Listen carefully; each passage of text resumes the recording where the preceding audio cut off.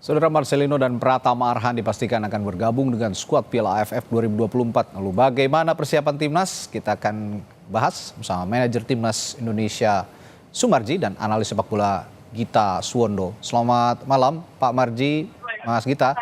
Selamat malam. Iya, selamat malam. Oke. Mohon maaf ini.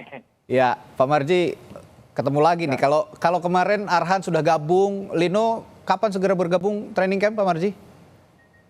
Lino sudah gabung, Oh, sudah gabung ya? baru aja. Ya. Oh, baru saja. Ini informasi terbaru. Jadi setelah kemarin Pratama Arhan sudah bergabung, baru saja hari ini di sore tadi ya Pak Marji ya, berarti ya? Ya.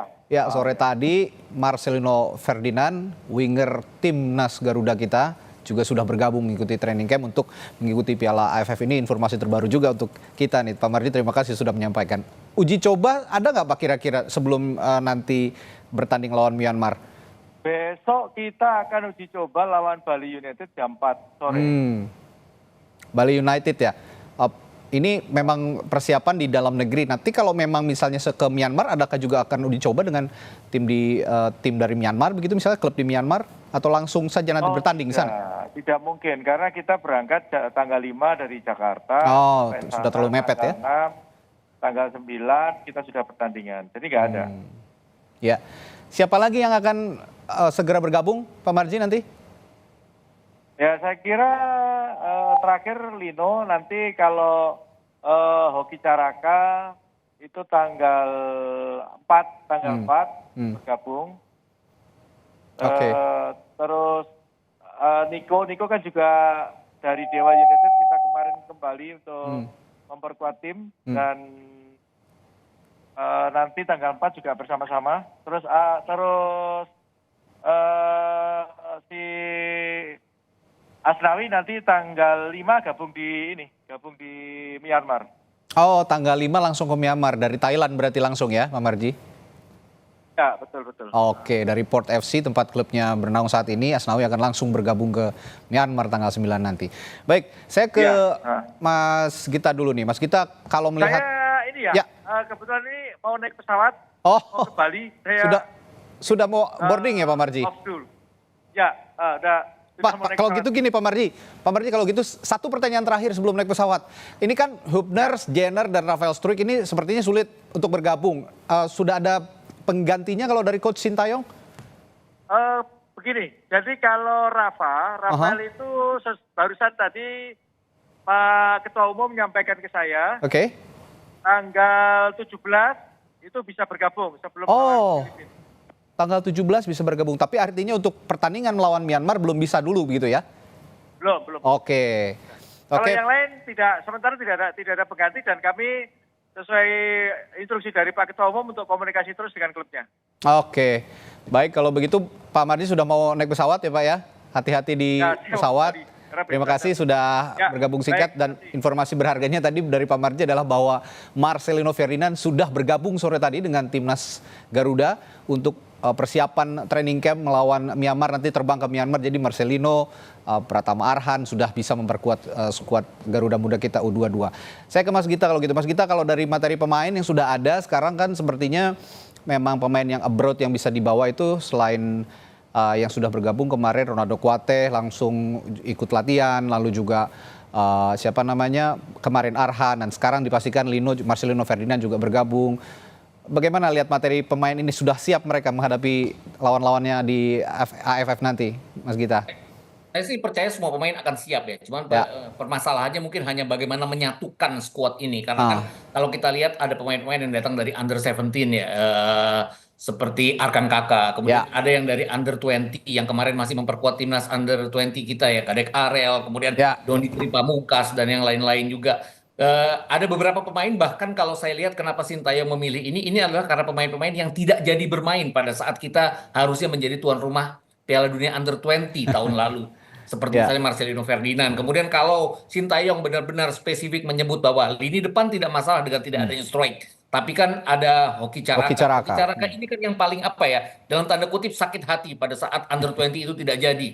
Bagaimana dia merasakan bahwa ini kesempatan dia untuk membalas apa yang tidak bisa dia dapatkan pada saat under 20. Ini kesempatan dia. Karena kalau kita bicara kualifikasi Piala Dunia, dia kan lebih sebagai pemain cadangan. Ini kemungkinan besar dia akan menjadi pemain inti, starting 11 pada saat nanti berhadapan dengan Myanmar dan yang lain-lain. Dan rasa sakit hati itu tadi nanti bisa gaspol dong ya di AFF ya, Mas Gita? Harusnya, karena selama ini kan selalu orang mengatakan bahwa Hoki Caraka kadang-kadang tidak bisa berbuat apa-apa di depan. Ini kesempatan dia untuk membuktikan bahwa dialah pantas di lini depan dengan sekarang mengandalkan under 20. Oke. Nah, kalau kemarin ada catatan juga sebenarnya menggabungkan kelompok umur di timnas kita. Ini kan kelompok umurnya juga variatif ya di U22 ini. PR yang paling besar untuk Sintayong apa sih sebenarnya? Bagaimana menyatukan para pemain ini yang belum terbiasa bermain, belum banyak pengalaman mereka di internasional, kecuali beberapa pemain yang sudah dipanggil timnas senior ya, seperti Ferrari, kemudian Marcelino Ferdinand, Pratama Arhan, Asnawi Mangku Alam, dan Hoki Caraka sendiri. Kemudian kalau kita bicarakan lawan-lawan mereka nanti, ini kan kemungkinan terutama Vietnam.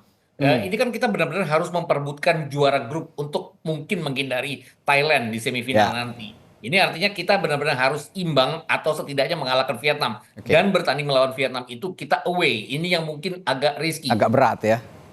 Tahun ini kita 3 kali loh mengalahkan Vietnam dengan pemain-pemain senior yang isinya adalah pemain-pemain yang datang dari Eropa. Dan sekarang kan kita benar-benar mengandalkan para pemain kita yang bermain di liga lokal, bahkan di under 20 itu sendiri. Dan nggak salah sebenarnya milih under 20 itu, karena ini cikal bakal nanti untuk bermain di SEA Games, untuk bermain di AFC Asian Cup under 23 dan yang lain-lain. Oke. Bicara starting 11 Mas Gita, kalau boleh kita coba ramu starting 11 yang bisa dimainkan oleh Sintayong nanti pada laga perdana lawan Myanmar.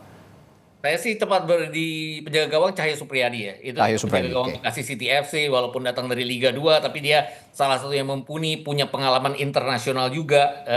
Kalau di posisi lini belakang pasti Asnawi akan menjadi kapten dengan 4 di belakang. Itu Ferrari juga akan menjadi andalan juga di lini belakang. Mungkin yang harus disayangkan kenapa Sintayong tidak memanggil Rizky Ridho, tapi ini kembali hak prerogatif pemain. Karena apapun pasti dia berpikir bahwa Liga 1 tetap jalan, Liga 2 ada yang jalan, jadi tidak mungkin memanggil semua pemain-pemain senior yang akan bermain nantinya. Kemudian ya itu tadi yang dikatakan bahwa siapa yang akan menjadi breaker di lapangan tengah. Pengganti Ivar Jenner ini yang belum terlihat sampai sekarang. Yang ini harus dibuktikan. Arkan Fikri adalah andalan Sintayong pada saat seharusnya bermain di under 20. Mungkin dia yang akan menjadi andalan nanti di lini tengah. Dan kalau kita bicara lini depan ya pasti Hoki Caraka. Hoki ya. Dan number 9-nya akan jatuh di Hoki Caraka nanti untuk striker yang bisa diandalkan. Nah, kalau peluang untuk lolos dari fase grup tadi kita juga sudah singgung, sebenarnya Mas Gita juga sudah singgung bahwa Vietnam akan jadi lawan yang paling tangguh. Tapi kira-kira yang harus diwaspadai dari tim lainnya dalam grup yang sama selain Vietnam siapa saja nih? Ya, Myanmar kan punya punya keinginan untuk bangkit kembali setelah mereka terus-menerus terpuruk bahkan di lingkungan ASEAN juga. Ini yang kita harus hati-hati di laga perdana nanti, karena bagaimanapun laga perdana kan selalu sulit.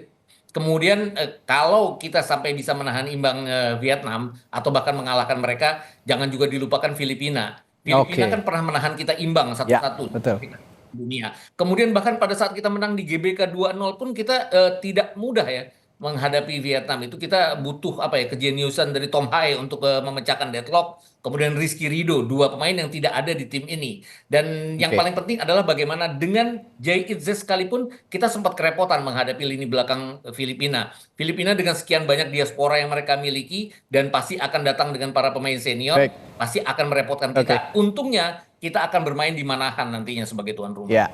Ini akan jadi salah satu momentum juga bahwa kita sudah pernah 6 kali ya dalam periode 10 tahun terakhir masuk ke final dan belum juara dalam 20 tahun terakhir. Seperti ini momentum untuk bisa menjuarai final Piala AFF dengan sokongan masyarakat Indonesia juga dengan sokongan latihan yang sudah disiapkan oleh pelatih Sintayong. Terima kasih Mas Gita Suwondo, analis sepak bola yang sudah bergabung di Sapa Indonesia malam. Terima kasih waktunya, sampai jumpa lagi. Sehat selalu Mas Gita.